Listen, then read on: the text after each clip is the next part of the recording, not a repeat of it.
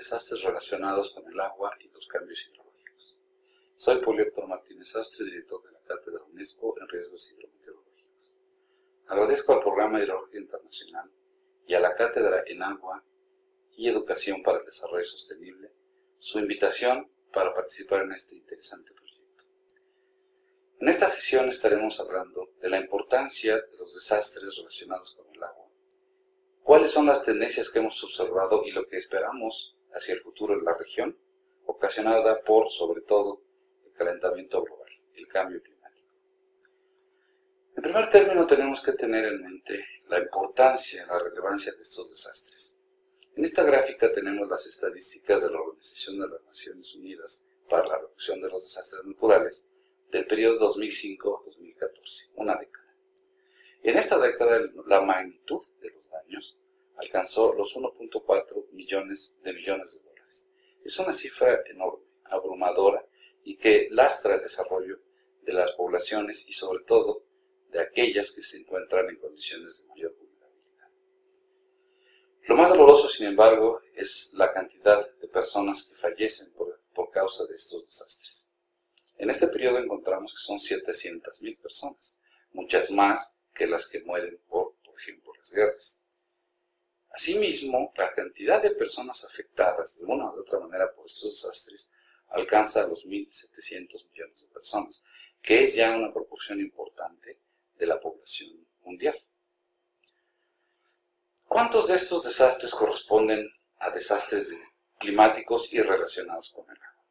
Si tomamos un año en particular, por ejemplo el año 2016, encontraremos que por el número de muertes, los 10 desastres más importantes son los que se muestran en pantalla.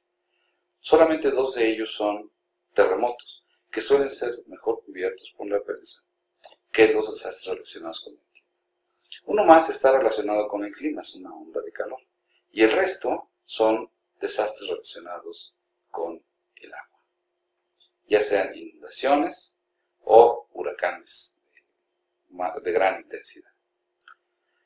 Sin embargo, si ahora vemos los 10 desastres mayores ocasionados por el número de afectados, rankeados por el número de afectados, nos encontramos que el panorama cambia completamente. Ahorita estaríamos hablando de que la mayor parte de las personas afectadas en este año lo fueron por las sequías. Y ya no aparecen en la lista los terremotos, que suelen afectar a un número menor de personas. Prácticamente todos los desastres por el número de personas afectadas en este año corresponden a desastres relacionados con el agua, en particular las sequías. Algunas personas comentan que el número de desastres es mayor y el número de afectados se incrementa, básicamente porque somos más personas y porque estamos asentándonos en zonas más vulnerables. Veamos lo que las estadísticas nos dicen. Aquí tenemos el número de desastres naturales y este está aumentando.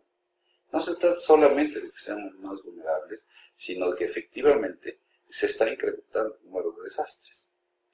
No nos cabe duda a los especialistas que esto está directamente relacionado con el calentamiento global, sobre todo en lo que se hace a los aspectos hidrológicos.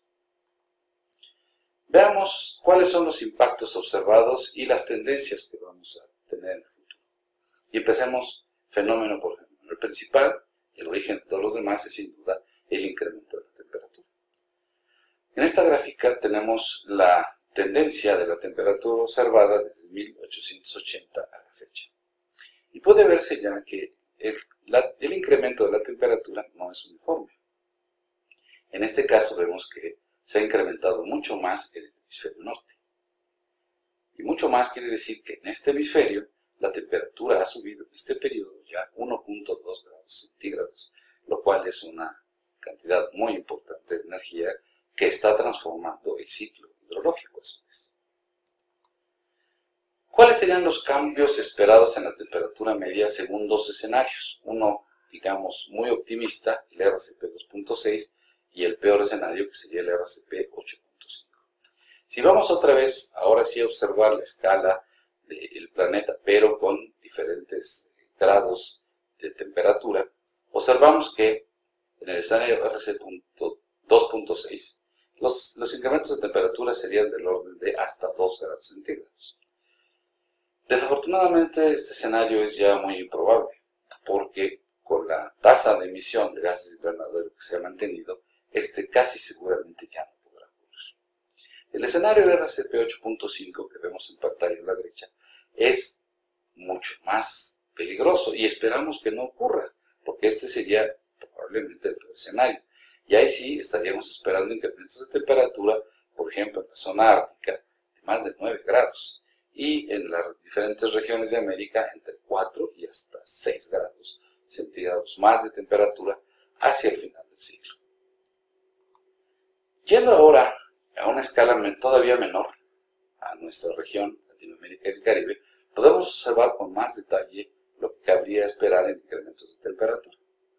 Tomamos en cuenta que estas son temperaturas medias. Habrá eventos de calor, ondas de calor, que superarán estos valores medios que estamos observando aquí. En el escenario RCP 8.5, estaríamos esperando incrementos de temperatura en los peores de los casos entre 4 y 5, de hecho más de 5 grados centígrados, pero en general en toda la región estaríamos recibiendo temperaturas mayores entre 3 y 4 grados centígrados. Esto tendrá efectos importantes, de los que hablaremos más adelante, en el ciclo hidrológico y también en los glaciares. Bien, pues para elaborar políticas públicas y programas de adaptación hay que ir todavía a una escala menor, a una escala cuando menos nacional, aunque lo ideal sería ir a una escala de cuenca, o al menos de región climática. Aquí estamos viendo el escenario RCP 8.5 para México. Y difiere, yendo al detalle, del presentado anteriormente. Aquí se ha hecho un ejercicio de downscaling y por eso podemos observar con más detalle lo que va a ocurrir. Y estamos esperando incrementos de temperatura muy importantes y definiendo en qué regiones tendremos cuál tipo de vulnerabilidad. Evidentemente, las regiones costeras tendrán una vulnerabilidad, por ejemplo, la sobreelevación del nivel del mar, mientras que las regiones al norte tendrán un efecto más importante en sequías, escasez de agua y temperaturas. Bien, y hablando de la precipitación y las sequías, ¿qué cabría esperar? Estas son las gráficas para diferentes escenarios en la precipitación media para 1986-2005 a 2081-2007, o sea, hacia finales del siglo. Como pueden observar, también estaríamos esperando escenarios de precipitación mucho menores que los que tenemos en algunas regiones. Estaríamos esperando escenarios de precipitación pues realmente dramáticos, de menos 10 a menos 20% de precipitación menor. Pero vamos a nuestra región. Aquí tenemos los escenarios de cambios en la precipitación para la estación del verano austral, a la izquierda, en el medio, el invierno austral, y en la extrema derecha para el promedio anual. La distribución de los efectos del cambio climático en términos de precipitación será muy diversa. Mientras en la mayor parte de Centroamérica y México y la zona del Caribe encontraremos disminuciones en la precipitación de hasta 20 o más por ciento, pues en algunas regiones se estaría esperando una precipitación mayor. Esto no necesariamente es bueno si pensamos en las inundaciones, pero siempre es mejor tener un poco de agua de más que no tenerla, que sería el escenario para muchos de nuestros países. De hecho, algunos ya los estamos viviendo con las sequías que se han registrado recientemente en Centroamérica y que serán cada vez más frecuentes. Estos son los escenarios, ahora ya con más detalle, para ilustrar lo que se tiene que hacer para ir analizando país por país. Ahora tenemos aquí los escenarios en el RCP 8.5 para México. Y como ven, en la región norte, que ya de por sí es semiárida o árida, estamos esperando disminuciones de la precipitación hasta del orden del 20%. Y como ustedes saben, la disminución en la precipitación se escala por efectos no lineales en el escurrimiento.